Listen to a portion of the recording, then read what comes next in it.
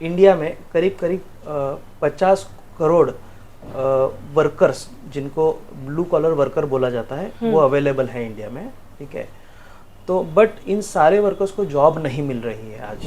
तो लोगों को पता नहीं कि हमें कहाँ पे जॉब मिलेगी, हमें कहाँ जाना पड़ेगा और हमें क्या स्किल होनी चाहिए सो दैट हमको जॉब मिलेगी। किसी प्रेशर के अंदर आके या फिर किसी के कहने के अंदर आके यार फिर पैसा मिल रहा है इसके लिए वो काम मत करो जो आपको नहीं पसंद है। पहला बिजनेस था, सपोर्ट नहीं था, नॉलेज नहीं थी, तो वो बिजनेस में मैंने एक साल देने के बाद काफ़ी सारा फाइनेंशियल नुकसान भी हुआ। तो मैं पिछले 10 साल से जो मैं बिजनेस कर रहा हूँ, मुझे बिजनेस करना पसंद है, एंटरप्रेन्योरशिप आई लाइक इट, मुझे काफ़ी पसंद है, तो मैं उसी में ही परस्यू करना चाहता हूँ।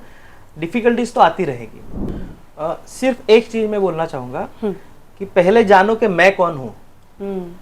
अगर इस सवाल का जवाब आपको मिल जाता है कि मैं कौन हूँ और मैं क्या करना चाहता हूँ, तो आपको लाइफ में कोई डिफ़िकल्टी नहीं आएगी, या फिर जो भी डिफ़िकल्टी आएगी वो आपको डिफ़िकल्टी नहीं लगेगी, यू विल एंजॉय इट। आप उस प्रॉब्लम को सॉल्व करने के पीछे लग जाओगे, आप उसको एंजॉय करोगे, so you will start enjoying your journey.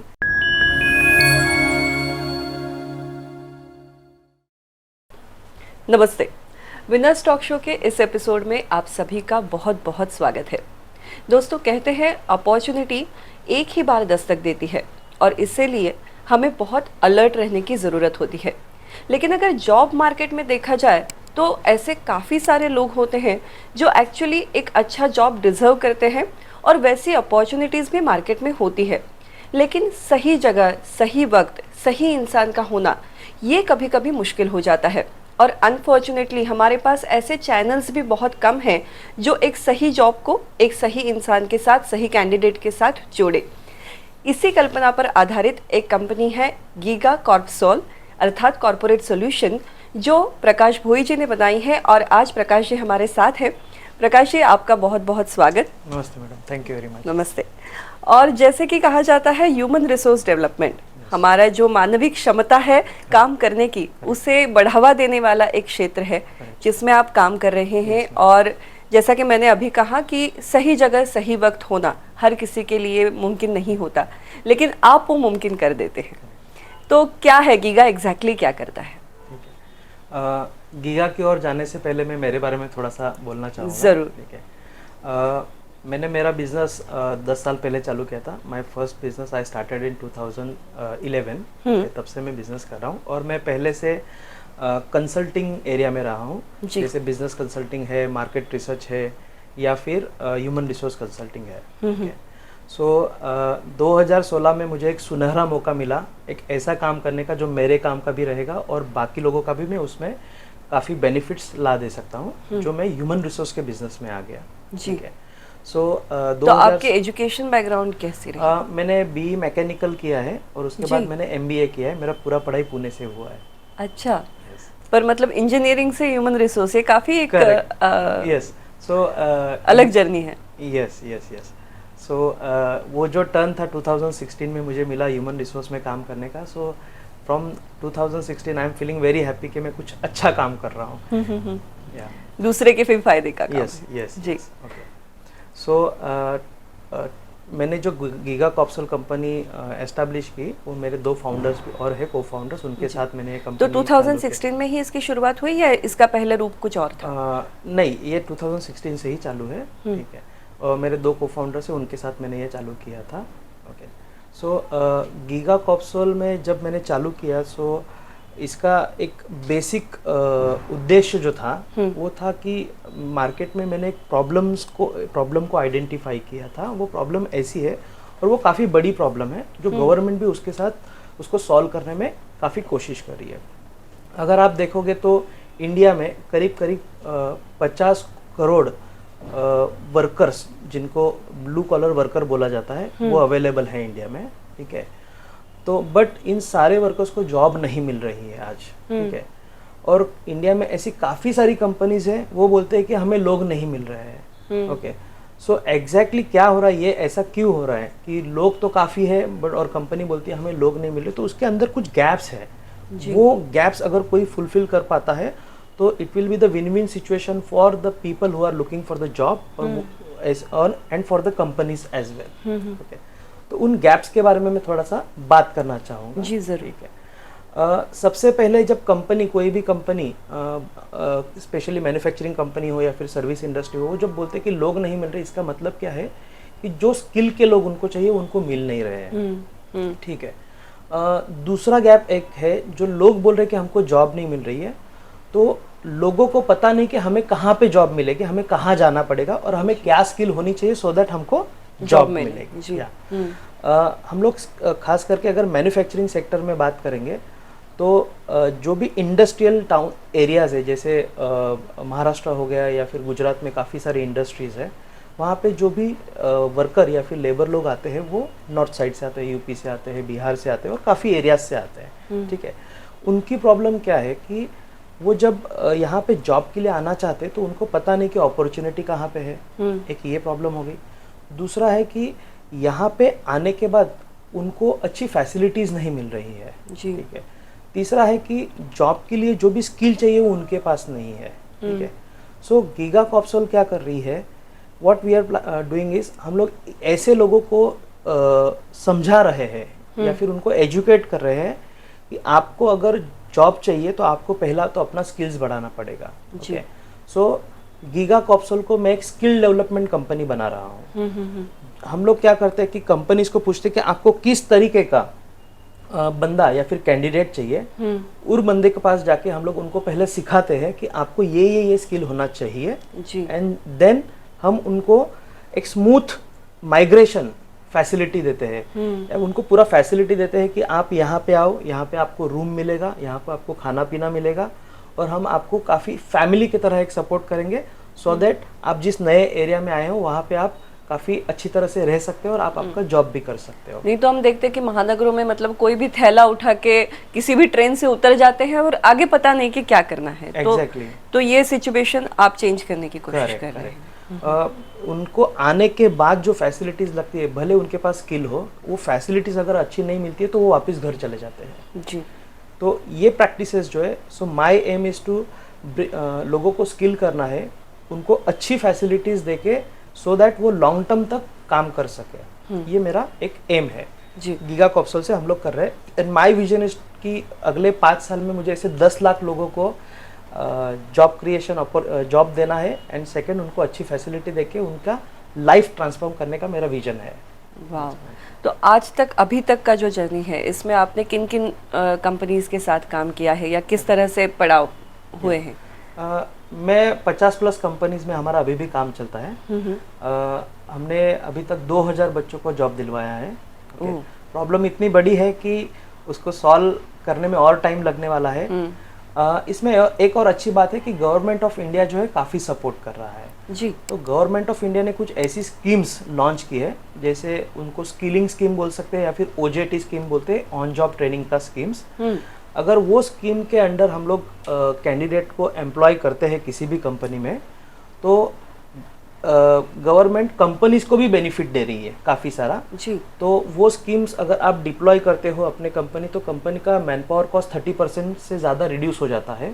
Second thing, ये सारी जो भी गवर्नमेंट के प्रोग्राम्स या फिर स्कीम्स है, वो कैंडिडेट को भी एक स्किल्ड मैन पावर बनने में हेल्प कर रही है जी। सो ऐसी गवर्नमेंट की 3 मेजर स्कीम में हम लोग अभी काम कर रहे हैं। एक का नाम है national apprentice promotion scheme, second scheme है नेशनल अप्रेंटिस ट्रेनिंग स्कीम, और थर्ड स्कीम है flexi memorandum of understanding, flexi MOU जिसे बोला जाता है जी। तो ये तीनों स्कीम्स कंपनीज के लिए भी काफ़ी कारगर साबित हो रही है और कैंडिडेट्स के लिए भी काफ़ी कारगर साबित हो रही है। तो अभी तक हमने ये स्कीम्स के अंडर से 2000 लोगों को जॉब दिलवाई है। तो ये स्कीम्स किसी स्पेसिफिक फील्ड से जुड़ी हुई है या किसी भी फील्ड में होती है? मैम, ये सारी जो स्कीम्स है ये सब फील्ड में एप्लीकेबल है। इवन जो नेशनल अप्रेंटिस प्रमोशन स्कीम के बारे में मैं जो बात कर रहा हूँ, it is mandatory for every company. So any business who is having 30+ man power, जिनके पास अपना या फिर कॉन्ट्रैक्चुअल 30+ लोग हैं, तो आपको वो स्कीम डिप्लॉय करनी ही है। गवर्नमेंट ने उसको मैंडेटरी किया है। Though government is not sending any notices to anybody, but by law it's mandatory.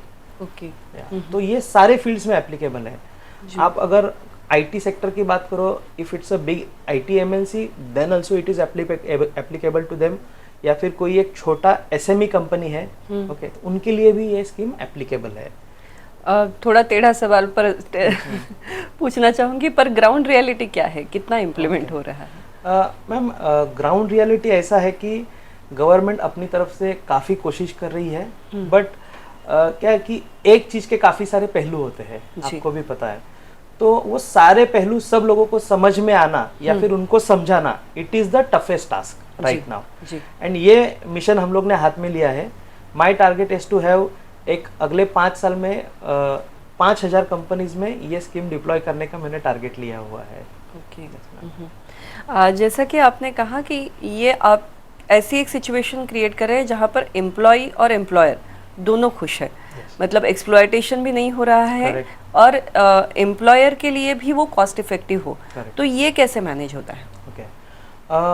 ये जो प्रोग्राम्स या फिर स्कीम्स के बारे में मैं बात कर रहा हूँ, जब वो स्कीम हम डिप्लॉय करते हैं किसी भी कंपनी में, मैं ये स्किल का एक्सपर्ट हूँ, ये स्कीम्स का एक्सपर्ट हूँ, तो मैं काफ़ी सारा स्टडी करता रहता हूँ ये गवर्नमेंट के नए नए स्कीम्स, खुद को कुछ समझने की कोशिश करता हूँ। अगर कुछ नहीं समझ में आया तो वी टेक गवर्नमेंट्स जो भी डिपार्टमेंट्स है उनका सपोर्ट लेके हम उसको समझ के वो कंपनी में डिप्लॉय करते हैं हम लोग स्कीम जी। तो ये जब स्कीम हम लोग डिप्लॉय करते हैं, देन गवर्नमेंट क्या बोल रही कि ये जो डिप्लॉयमेंट में आपको जो भी एडिशनल खर्चा आने वाला है that we will pay you. So government is paying companies to deploy these schemes, so that ये प्रोग्राम्स के वजह से बच्चों लोग को, मतलब जो भी कैंडिडेट्स है जिनको जॉब चाहिए, जो जॉब सीकर्स है, वो फ्रेशर्स है जो उनको जॉब भी मिल रहा है, and company is also happy कि उनका भी मैन पावर कॉस्ट या फिर ये सब करने में उनको एडिशनल खर्चा नहीं हो रहा है। एंड गवर्नमेंट का जो अल्टीमेट एजेंडा है कि maximum skilled man power India में क्रिएट हो और मैक्सिमम एम्प्लॉयमेंट इंडिया में क्रिएट हो, ये सक्सेसफुली हो रहा है। मतलब अनएम्प्लॉयमेंट के लिए एक अच्छा इलाज ये साबित हो सकता है। Yes ma'am. पर इसमें अगर एज अ कैंडिडेट मैं पार्टिसिपेट करना चाहती हूँ तो क्या मुझे खर्चा आता है या कैसे होता है वो? नहीं मैम, आपको इसमें कोई खर्चा नहीं है। कोई भी कैंडिडेट अगर इसमें पार्टिसिपेट अगर करना चाहता है तो उन्हें गवर्नमेंट का पोर्टल है apprenticeshipindia.org करके, उस पर जाके अप्लाई करना होता है, और जो भी कंपनीज अभी हायरिंग कर रही है उनको डायरेक्टली अप्रोच करती है कि आपको हम लोग जॉब देंगे, आपको ट्रेनिंग भी मिलेगा और आगे का जो भी फैसिलिटीज़ है या फिर सैलरी कितना होगा, डिस्कशन होने के बाद बंदा वहाँ पे डिप्लॉय हो सकता है। और एलिजिबिलिटी के क्या क्राइटेरियाज रहते हैं? मैम इसमें एलिजिबिलिटी कोई भी क्राइटेरिया नहीं है। जैसे कोई 5वीं पास बंदा या फिर कोई अनपढ़ बंदा भी है वो भी इस स्कीम्स में पार्टिसिपेट करके जॉब ले सकता है। कोई ग्रेजुएट बंदा भी है वो भी इस स्कीम्स का बेनिफिट लेके जॉब पा सकता है। तो इसमें कुछ टायर्स होते हैं, जैसे मतलब जितना मेरा, अगर मेरा समझो 12वीं तक एजुकेशन हुआ है तो मैं ये जॉब्स कर पाऊंगी, ऐसा कुछ उसमें क्राइटेरिया रहता है? यस मैम, यस मैम जी। So education wise different jobs available है। तो हर जॉब के लिए, मतलब कोई भी जॉब अगर मार्केट में अवेलेबल है, हर जॉब के लिए ये अवेलेबल है यहाँ पे। अगर समझ लीजिए, मतलब मुझे पता नहीं कि मुझे नौकरी करनी है या नहीं करनी, खास करके फीमेल कैंडिडेट्स की ओर से पूछ रही हूँ, क्योंकि शायद मेरी कल शादी हो जाए, मैं आगे नहीं करियर कर पाऊँ, या कोई भी रीज़न हो सकता है। सिर्फ मैं एक्सप्लोर करना चाहती हूँ, जानना चाहती हूँ, या अपने आप में जो स्किल्स है उन्हें डेवलप करना चाहती हूँ। ऐसा कोई अगर टेम्पररी काम करना चाहता है तो क्या इसमें पॉसिबिलिटी है वो? यस मैम, ये भी पॉसिबिलिटी इसमें है। यहाँ पे आप 6 महीने से लेकर 3 साल तक के कॉन्ट्रैक्ट पे काम कर सकते हो। अच्छा। आपको सिर्फ 6 महीना काम करना है तो भी आप कर सकते हो। आपको 1 साल चाहिए या फिर आपको 1.5 साल चाहिए, 2 साल चाहिए, तो वो भी फ्लेक्सिबिलिटी गवर्नमेंट ने क्रिएट करके दी है। तो आप जो कॉन्ट्रैक्ट साइन करोगे कंपनी के साथ, वो आपके जो भी डिजायर्ड ड्यूरेशन है उसके लिए आप खाली साइन अप कर सकते हो। क्योंकि हम काफ़ी बार सुनते हैं जहाँ जहाँ पर ट्रेनिंग इन्वॉल्व होता है वहाँ पे बॉन्ड्स आते हैं, और बॉन्ड्स के साथ फिर आप अटक जाते हैं वहाँ पे। तो उसको लेकर पूछ रही थी मैं। मैम ये जो भी प्रोग्राम्स या फिर स्कीम्स है या फिर मैं जो भी बात कर रहा हूँ अभी, इसमें कोई भी, मतलब किसी को भी गवर्नमेंट ने कंपलसरी किया नहीं है। मतलब कोई भी बंदा अगर जॉब पे आना चाहता है तो उसको जब भी छोड़ना है या फिर अपना जॉब स्विच करना है तो वो कर सकता है जी। इवन कंपनीज के पास भी फ्लेक्सिबिलिटी है कि किसी बंदे लोग को, मतलब बिकॉज ऑफ कि कुछ काम कम हो गया या फिर प्रोडक्शन कम हो जाता है, तो you can by law relieve the candidate also. Okay, so both side flexibility, both side flexibility है यहाँ पे। ये सारे प्रोग्राम काफ़ी कारगर हो रहे हैं, बिकॉज अगर आप देखोगे, आपने अगर रिसेंट न्यूज़ में वगैरह देखा होगा, India is the youngest nation in the world right now. India में सबसे ज़्यादा वर्किंग पॉपुलेशन होने वाला है इन 2030। तो India will become the like man power factory of world again. जी। अगर इतने बड़े मैन पावर को हमें अगर काम देना है, एम्प्लॉयमेंट देना है, तो इन सारे बच्चों लोग को गवर्नमेंट, कंपनीज एंड कैंडिडेट्स सबका पार्टिसिपेशन लेके ही ये काम होने वाला है। So it's a huge task. जी जी। जैसा कि आपने कहा 2000 बच्चों को आपने जॉब दिलवाई है। Yes, ma'am. और as a human resource development expert आप बहुत नज़दीकी से जॉब मार्केट भी देख रहे हैं और एंटरप्रेन्योर्स हैं जो अपना कुछ काम कर रहे हैं, स्टार्टअप्स लेकर आ रहे हैं, उनको भी बहुत नज़दीकी से दिख रहे हैं। तो आप क्या टिप्स देंगे कि अगर मुझे विनर बनना है तो सक्सेस की रेसिपी क्या होनी चाहिए, क्या कदम उठाने चाहिए? सबसे पहले तो मैं ये बोलना चाहता हूँ कि सक्सेस क्या होता है ये जानो, ठीक है। मैंने 10 साल के जर्नी में काफ़ी अप एंड डाउन देखे हैं। कुछ ऐसा हार्ड टाइम भी देखा है, गोल्डन टाइम भी देखा है। So my tip to entrepreneurs is कि नेवर गिव अप, कभी गिव अप मत करो, अपना काम करते रहो, एक एम रखो और उसी एम के पीछे कंटिन्यूसली लगे रहो। So this is my tip to entrepreneurs.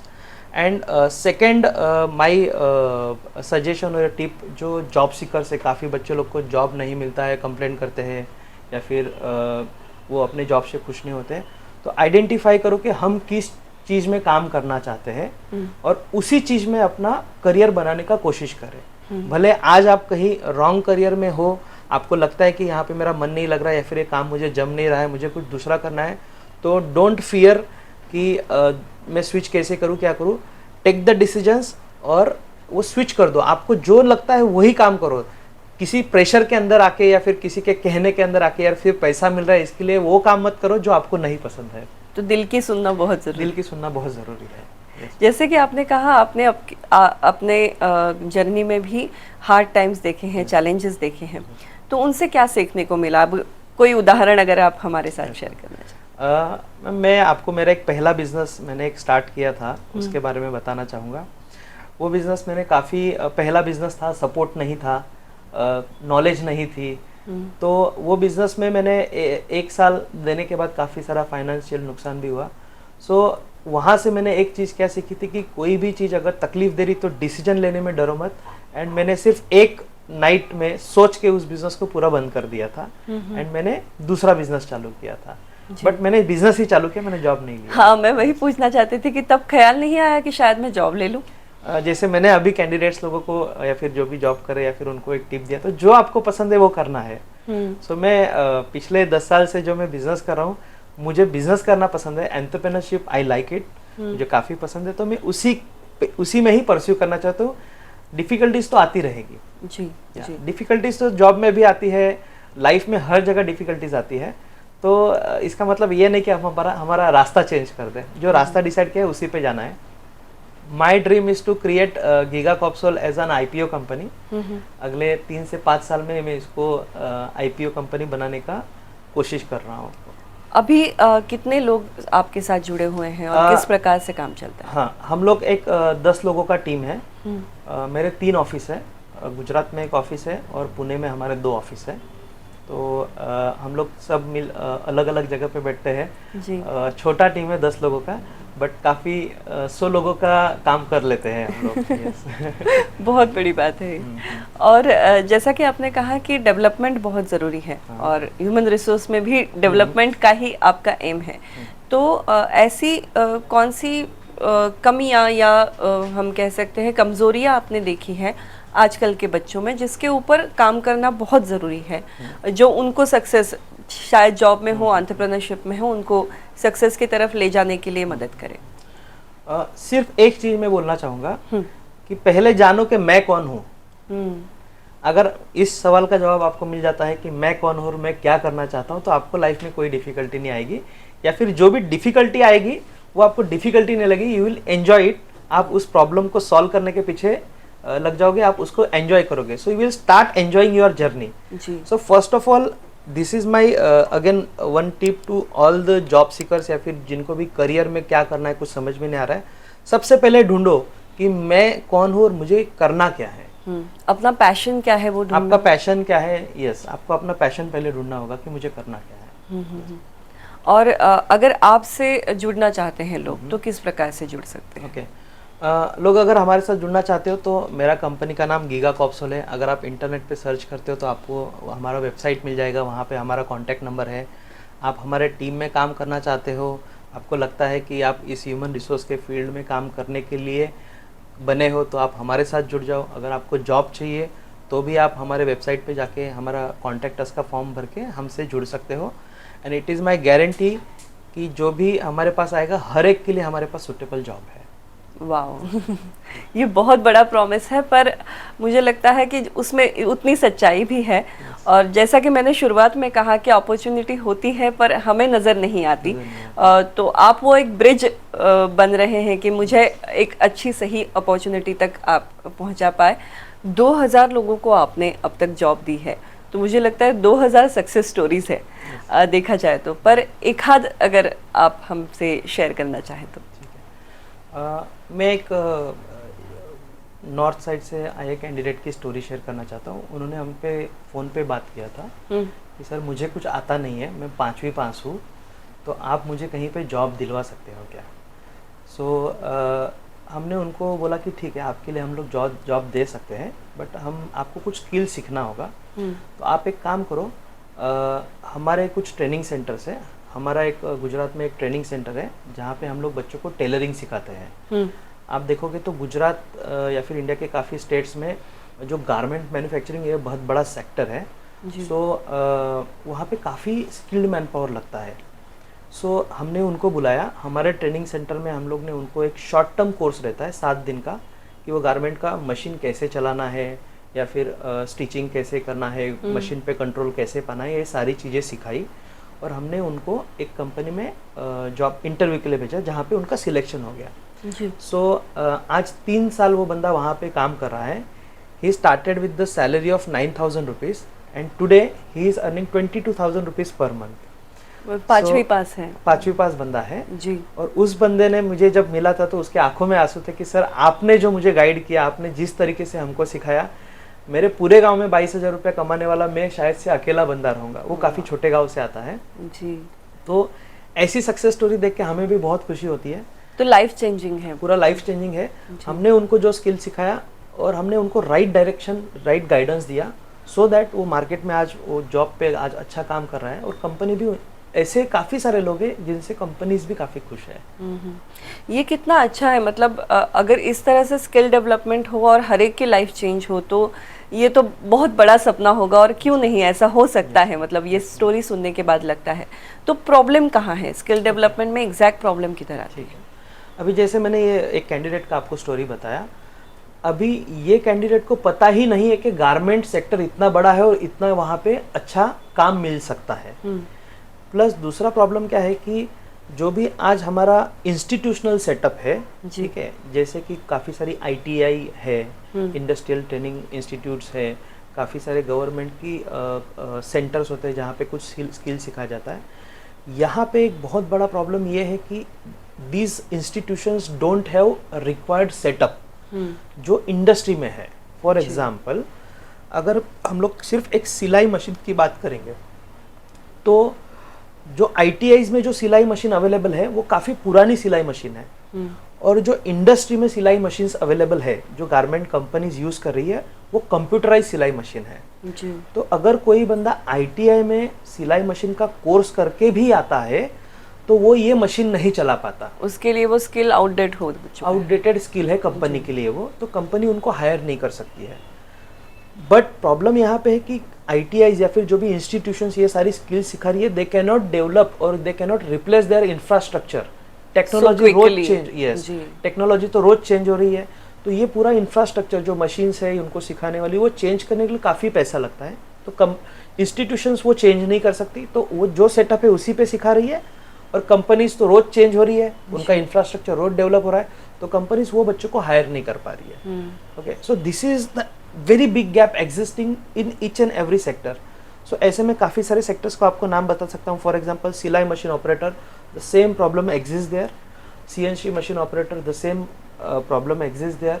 Even welder है, यहाँ पे भी वो सादा वेल्डिंग करता है। आज इंडस्ट्री में काफ़ी अलग अलग टाइप के वेल्डिंग हो रही है, तो जो वो सीख रहा है वो इंडस्ट्री में काम का नहीं है, और इंडस्ट्री को जो चाहिए वो आज कोई सीख नहीं रहा है। तो इसलिए ऑन जॉब अगर ट्रेनिंग मिलती है तो वो इजी रहे। तो गवर्नमेंट की जो मैं स्कीम्स के बारे में बात कर रहा था, all these are the on job training schemes, जहाँ पे कैंडिडेट को जॉब पे लिया जाता है, उसको जॉब पे ही सिखाया जाता है, एंड देन उसका करियर प्रोग्रेशन होता है। जैसा कि आपने कहा कि इस बंदे को एक कंपनी ने अभी 3 साल तक रखा है, रिटेन किया है, तो ये जो रिटेन करना है ये भी एक मतलब जवाब है कि कितना अच्छा स्किल सीखा है उन्होंने। करेक्ट। तो ऐसे कोई फीडबैक्स आपके पास अगर हैं? ठीक है, मैं हमारे एक कंपनी के बारे में आपको बताना चाहूँगा, जो मेरी सबसे पहली कंपनी मैंने काम चालू किया था और वो आज भी हमारे क्लाइंट है। It's a Gujarat based garment manufacturing company. So जब हम उन्हें अप्रोच किए थे तो उनका भी सेम प्रॉब्लम था कि ये जो बंदे हैं उनको हमारा मशीन नहीं आएगा, ये सब नहीं आएगा। सो वी सेड मैम हमारे पास एक ट्रेनिंग सेंटर है, हमारा काफ़ी एडवांस सेटअप है, 20 मशीन से हमारे। सो हम उनको वहाँ पे सिखा के आपके पास लाएंगे, आप थोड़ा एफर्ट्स लो, हम थोड़ा एफर्ट्स लेंगे, और मिलके हम इन बंदों को अच्छा एक स्किल्ड मैन पावर बनाएंगे हम लोग। सो उस जर्नी में उस कंपनी के साथ मैं आज 5 साल हो गया काम कर रहा हूँ। काफ़ी बच्चे लोग हमने वहाँ पे डिप्लॉय किए। आज उस कंपनी में कंडीशन ऐसी है कि जो कुछ भी नहीं आता था, ऐसा बंदा जो एक हमारे से स्किल सीख के, सिर्फ छोटी सी स्किल सीख के वहाँ पे गया है, वो बंदा बाकी एक्सपीरियंस लोगों से अच्छा काम कर रहा है। सो जो टीम हमने वहाँ पे प्रोवाइड की थी, दे आर वेरी सिंसियर, काफ़ी एब्सेंटिज्म कम है, प्रोडक्टिविटी ज़्यादा है, और company is overall happy with entire batch. जो ट्रेनी लोगों का बैच था उनसे काफ़ी हैप्पी है as compare to the experience people जो उन्होंने हायर करते हैं। जी, इससे जुड़ा और एक सवाल पूछना चाहूँगी, क्योंकि आपने टर्म यूज़ की थी कि इजी माइग्रेशन जो है, तो ये कितना ज़रूरी है हम अपना घर छोड़ के, अपना शहर, अपना गांव छोड़ के दूसरी कई जगह जाए जहाँ पे मेरे स्किल को शायद मार्केट है, और क्या मैं हूँ वहीं पर भी मुझे ऐसी अपॉर्चुनिटीज़ मिल सकती हैं? मतलब माइग्रेशन को लेकर आप क्या विचार करते हैं? ठीक है, उस चीज़ के लिए थोड़ा टाइम लगने वाला है। जैसे हमें पता है कि हर 10 किलोमीटर के बाद इंडिया में लैंग्वेज चेंज हो जाता है, या फिर रिलीजन्स चेंज हो जाते हैं। इंडिया में काफ़ी सारे रिलीजन्स है, काफ़ी सारे लैंग्वेजेस है, कुजीन चेंज होता है, खाने पीने की चीज़ें बदल जाती हैं। सो क्या है कि इंडिया काफ़ी बड़ा है, इंडस्ट्रीज हर जगह पे नहीं पहुंच सकती है, तो जहाँ पे अच्छा इंफ्रास्ट्रक्चर अवेलेबल है या फिर जहाँ पे गवर्नमेंट का अच्छा सपोर्ट मिल रहा है, वहीं पे इंडस्ट्री सैचुरेटेड हो गई। अगर आप देखोगे तो इंडिया के कई सारे पॉकेट्स ऐसे हैं, जैसे वेस्टर्न एरिया में काफ़ी सारे इंडस्ट्रीज़ है, नॉर्थ में अगर दिल्ली साइड जाओगे तो वहाँ पे इंडस्ट्रीज़ है, साउथ में कुछ इंडस्ट्रीज़ है, बट कुछ पॉकेट्स हैं जहाँ पे इंडस्ट्रीज आज भी पहुँची नहीं है। ठीक है, सो और कुछ साल लगने वाला है, कैंडिडेट्स को माइग्रेशन करना पड़ेगा। बट जैसे जैसे हमने देखा है कि इंडिया का जीडीपी बढ़ रहा है, India is become the leader in like countries में। अभी G20 हुआ था तो उसमें भी आपने देखा रहेगा कि इंडिया की काफ़ी तारीफ हुई है। सो मेरा ऐसा कहना है कि अगले 5-10 साल में माइग्रेशन भी कम हो जाएगा, क्योंकि जो लोग जहाँ पे वहीं पे उनको अपॉर्चुनिटी मिलेगी, but it will not happen immediately, overnight, take some time, it will take over the time, वो होगा। आपसे बात करके काफ़ी सारी नई चीज़ें पता चली, खास करके गवर्नमेंट स्कीम्स के बारे में बहुत हमने जाना। तो इस विषय में और कुछ जाते जाते जोड़ना चाहेंगे आप? ओके, सो मेरा जो कोई भी ये वीडियो देख रहा है उनको एक अपील है कि हमारे वेबसाइट पे जाइए gigacorpsol.com पे। वहाँ पे हमने काफ़ी सारी गवर्नमेंट स्कीम्स के बारे में हम लोग ने डिस्क्राइब करके रखा है। खास करके जो बिज़नेस कर रहे हैं या फिर जो ह्यूमन रिसोर्स मैनेजर्स है, HR मैनेजर्स के, उनको मेरा रिक्वेस्ट रहेगा कि ये स्कीम्स आपके लिए, या फिर जो भी बिज़नेस ओनर्स है जो काफ़ी लोगों को जॉब दिया है इन्होंने, ये सारी स्कीम्स गवर्नमेंट ने आपके लिए क्रिएट की है। अगर आप इसका बेनिफिट नहीं ले रहे हो तो आप ज़रूर लीजिएगा, आपका काफ़ी बेनिफिट है इसमें, और जॉब सीकर्स का, कैंडिडेट्स का भी काफ़ी बेनिफिट है। तो आप हमारे साइट पे जाइए, वहाँ पे देखिए, आपको पूरा डिटेल मिल जाएगा, और उसके लिए जो भी सपोर्ट लगेगा, so we are always available for you. Thank you so much sir. Thank you. Prakash Bhoi ji से बात करके हमने जाना कि एक ऐसा भी कॉरपोरेट सॉल्यूशन गीगा जैसा मौजूद है जहां पर एम्प्लॉयर और एम्प्लॉय दोनों खुश रह सकते हैं। अनएम्प्लॉयमेंट के बारे में हम बहुत चर्चा करते हैं और सच में एक बहुत ही गंभीर विषय है, लेकिन जितना निगेटिव हम सोचते हैं उतनी निगेटिव सिचुएशन नहीं है, उसमें भी काफ़ी सारी पॉजिटिविटी है। एक जैसे कहते हैं सिल्वर लाइनिंग होती है हर एक क्लाउड में, वैसी सिल्वर लाइनिंग मुझे लगता है आज के इस एपिसोड में हमने देखी है। तो ज़रूर जिनको ज़रूरत है, जो कुछ करना चाहते हैं, इस विषय को लेकर आगे बढ़े। आप सभी को यही हमारा काम है कि हम मोटिवेट करते रहें, कुछ नया आपको दिखाते रहें। एक नई दिशा है जिसे हम एक्सप्लोर करने की कोशिश करते हैं विनर्स टॉक शो में। तो मिलते हैं अगले एपिसोड में, तब तक के लिए धन्यवाद।